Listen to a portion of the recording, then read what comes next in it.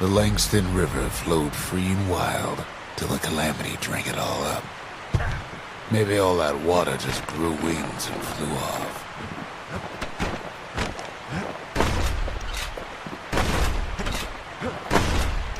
Riverbanks swarming with windbags.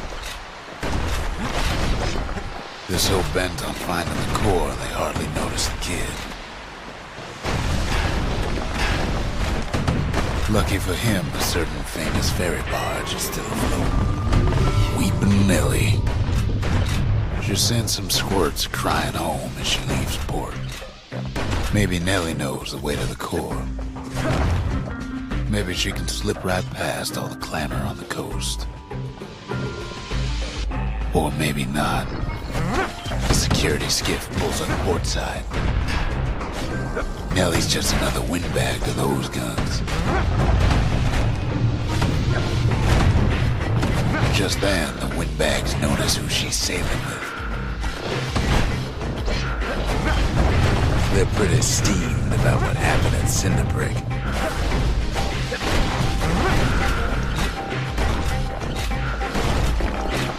They try to cut her off.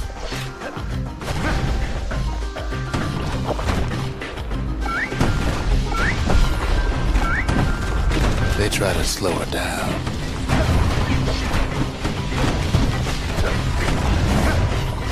They try to knock her out.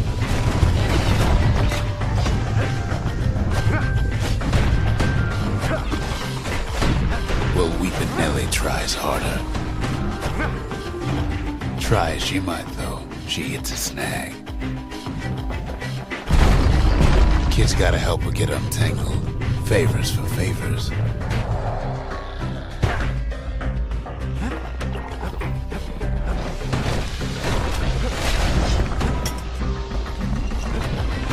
At least she picked a good spot for a break, 'cause the core's right there.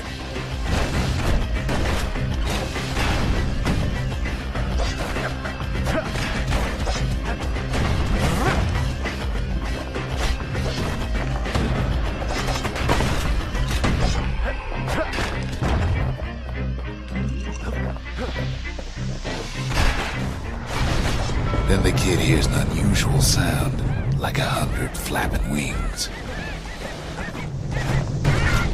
Peckers.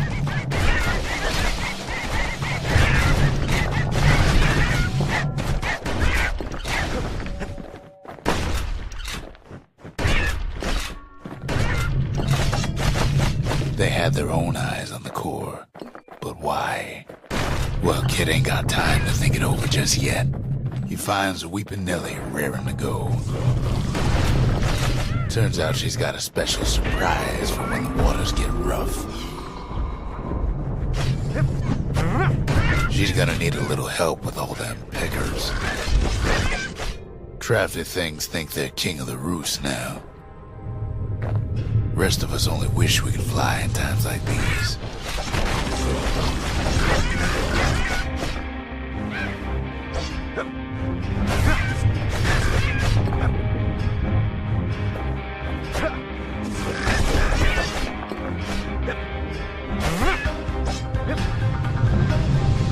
Security skiffs keep on coming starboard side. Don't seem to care what they shoot, as long as they hit something.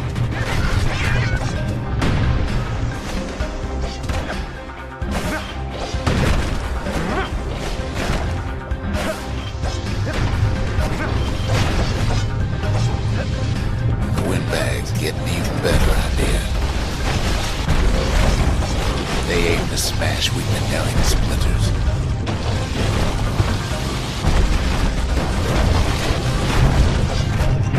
Well, it all proves too much for poor Nellie.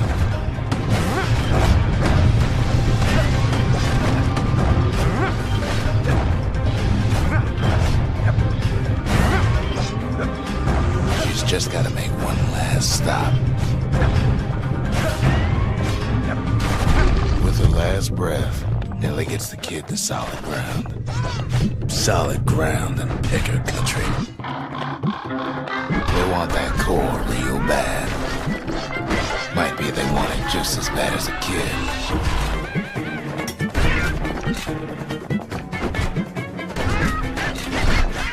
Kid shoos him off, knowing they'll be back. Know how many times Kid nearly fell off the barge back there? 3 times. Now, listen close. You should remember this next part.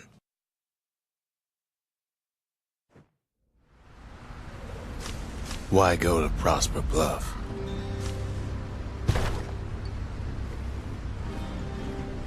Used to take an enterprising man or a plain old fool to venture out that far. The city was the most beautiful place in the world. We all knew that. But on the other hand, some folks just yearn to see the things they're told they can't. And that's why you go to Prosper Bluff, ain't it? There the kid hears something he ain't heard in a long while. How's it go again?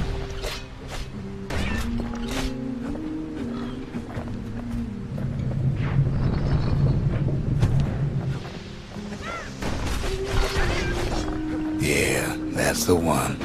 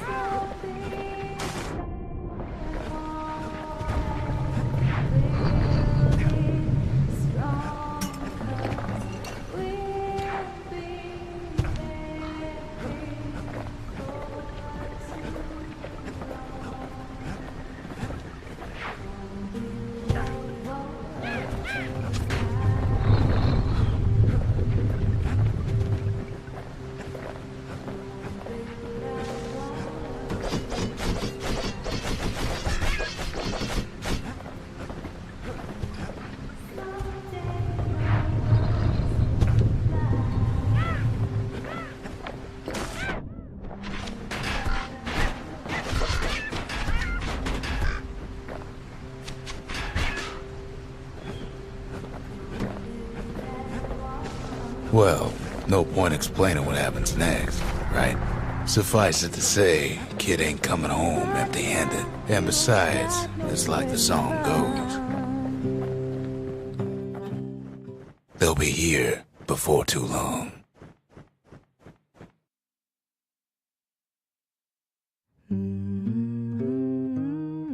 We darn near celebrated when the kid got back, didn't we? Zolf never thought he'd see a fellow Ura again. We become fast friends. Calamity has that effect on people. But there was more to be done. There was one last core to find.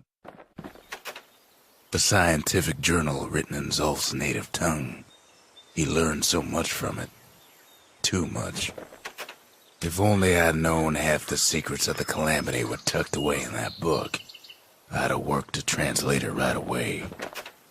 Most of the Ura never got a taste of Caelondia's fine goods, unless they were born and raised in the city like Zia here. Sure, the world's all gone to pieces farther than the eye can see, but leave it to this gal to point out the amazing view. Girl tried to run away from home one time, but the marshals stopped that, didn't they? So many secrets in there, and she can't even read it. Her father's own journal.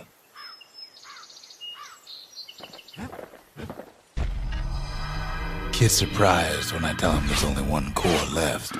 I shouldn't have believed it either.